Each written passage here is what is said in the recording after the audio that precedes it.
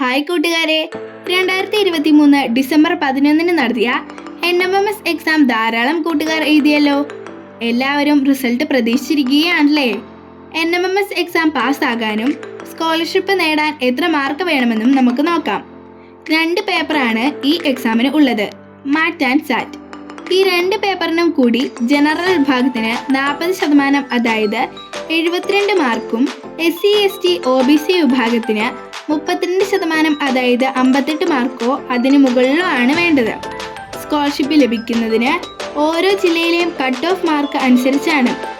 കൂടുതൽ കുട്ടികൾ എക്സാം എഴുതിയ ജില്ലകളിൽ കട്ട് ഓഫ് കൂടുതലായിരിക്കും. കുട്ടികൾ കുറവ് എക്സാം എഴുതിയ ജില്ലകളിൽ കട്ട് ഓഫ് കുറവുമായിരിക്കും. ഓരോ അധ്യയന വർഷവും കേരളത്തിൽ 3473 കുട്ടികൾക്കാണ് NMMS സ്കോളർഷിപ്പ് ലഭിക്കുന്നത്. ഇനി റിസൾട്ട് ഡേറ്റിനെ കുറിച്ച് പറയാം. April 11, 2024 NMMS rectified answer key വന്നു. അതിനാൽ തന്നെ റിസൾട്ട് അധികം താമസിക്കാതെ വരുന്നതാണ്. ഏകദേശം 2 ആഴ്ചയ്ക്കുള്ളിൽ റിസൾട്ട് വരാനാണ് സാധ്യത.